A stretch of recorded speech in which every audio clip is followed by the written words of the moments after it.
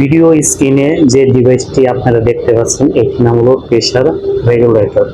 এটি দিয়ে air command করে। দেখতে পাচ্ছেন আমরা প্রথমে নতুন পাইপটি লাগিয়েছিলাম, আমরা মনে করছিলাম যে এটা নষ্ট হয়ে গেছে পুরাতনটা। তা দেখি যে আমাদের এটা কোনো সমস্যা হয়নি। আমাদের সমস্যা হয়েছে যে স্টিমে যে পাইপ আছে না, পাইপের মধ্যে যে ভাল্বগুলো থাকে ওই ভাল্বের মধ্যে অনেক পানি জড়ো হয়ে গেছে, তার জন্য স্টিম আর পাস করে না পাইপের মধ্য দিয়ে, আর স্টিম ওঠে না। ওই বাল্বটি খুলে তারপরে আমরা পানিগুলো ফেলে দিই। তো ভিডিওটি আমি করতে পারিনি, তো আমি শুধু এই প্রেসার রেগুলেটর ভিডিওটা করেছি। এটি কেউ বলে প্রেসার রেগুলেটর, আবার কেউ বলে সোলোলাইট বাল্ব। ঠিক আছে, তো আমরা এখন নতুনটা থেকে খুলে দেখেন, নতুনটা থেকে আমরা এয়ার পাইপটি এখন এলকি সেট দিয়ে খুলছি।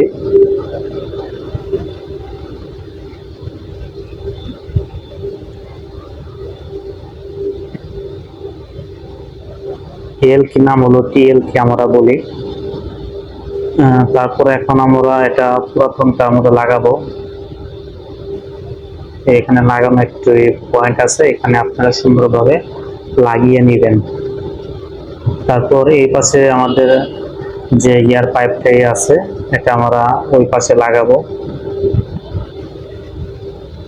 আর উপরে এইটি কেবল কানেক্টর, মানে এখানে দিয়ে কেবল মানে পাওয়ার দেওয়া হয়, এক কথাই বলা যায়। এখানে আমরা প্রথমে পাওয়ারটি দিয়ে নিলাম।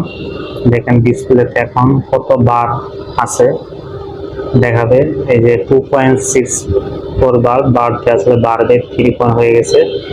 তো এখান থেকে আবার এয়ার পাইপটি খুলে আমরা পুরাতনটা মধ্যে লাগাবো। যেহেতু এটা আমাদের ভালো, তার জন্য আমরা এটা আগের অবস্থার মধ্যে লাগিয়ে নিলাম। দেখেন তো সুন্দরভাবে লাগানো হয়ে গেল। শেষ, আমাদের একটা টাইট দিয়ে নিব একটু এলএনটি দিয়ে। তারপর আমরা এখানে এয়ার পাইপটি নিপুলের সাথে লাগিয়ে নিব। এখন আমরা নিপুলের সাথে লাগিয়ে নিলাম এয়ার পাইপটি। এই পাশেও আমরা লাগিয়ে নিলাম দুইটি এয়ার পাইপ, একটি দিয়ে এয়ার দিবে আর একটি দিয়ে এর মাধ্যমে কমান্ড করবে। যতটুকু এয়ার প্রয়োজন হবে সে ততটুকু দিবে। এটি হলো প্রেসার রেগুলেটর। ভিডিওটি শেয়ার করে অন্য ভাইকে দেখার সুযোগ করে দেন।